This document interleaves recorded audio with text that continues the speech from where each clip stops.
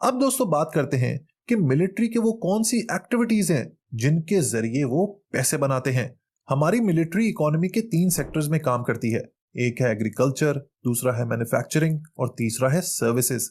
ये इन 3 सेक्टर्स में 3 मुख्तलिफ अंदाज से काम करती है, एक इंस्टीट्यूशन लेवल पे, एक सब्सिडरी लेवल पे और एक इंडिपेंडेंट लेवल पे। इंस्टीट्यूशन लेवल पर फौज डायरेक्टली प्रॉफिट मेकिंग में इन्वॉल्व होती है, जिसकी 3 बड़ी ऑर्गेनाइजेशंस है।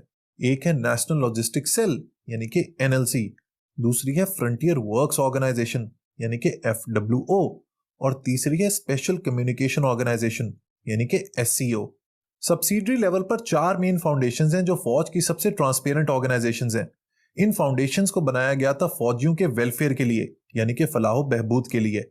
इनके अंडर बहुत सी कमर्शियल एक्टिविटीज हो रही हैं जो दबा के प्रॉफिट मेकिंग कर रही हैं। इन फाउंडेशंस के नाम हैं आर्मी वेलफेयर ट्रस्ट, फौजी foundation, Shaheen foundation and Bahria foundation. अब आपने बहुत गौर से सुनना है क्योंकि अब मैं आपको बताने जा रहा हूं उन बिजनेस एंटिटीज के बारे में जो इन फाउंडेशंस के अंडर काम कर रही हैं and they are making humongous profits. तो सबसे पहले है फौजी सीरियल्स। जनाब, जो आप कॉर्नफ्लेक्स खाते हैं, जो आप पोरेज खाते हैं, वो भी फौजियों का है। Next is foundation gas, overseas employment services, फौजी फर्टिलाइजर बिन कासिम, फौजी सीमेंट, फौजी कबीर वाला power company, Mari petroleum, Fauji Akbar Portia marine terminal limited, Fauji oil terminal, foundation securities, Askari bank, Askari cement, foundation wind energy और बहुत से पेट्रोल पंप्स। ये सब फौजी फाउंडेशन के अंडर काम करते हैं। बात करते हैं उन बिजनेसेस की जो डायरेक्टली आर्मी वेलफेयर ट्रस्ट के अंडर हैं, जिसमें सबसे पहले है Askari general insurance, Askari securities, Askari aviation services, Askari guards, Askari enterprises, Fauji security services, Askari real estate, Askari projects, Askari farms and seeds, Askari welfare sugar mills, blue lagoon, Askari apparel, Askari fuels and meat processing plants. अब बढ़ते हैं Shaheen foundation की तरफ।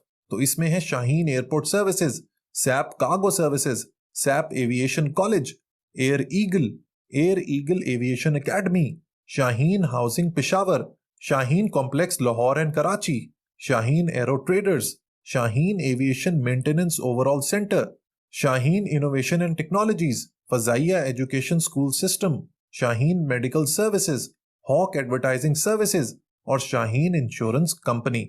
और आखिर में बढ़ते हैं बहरिया फाउंडेशन की जानिब।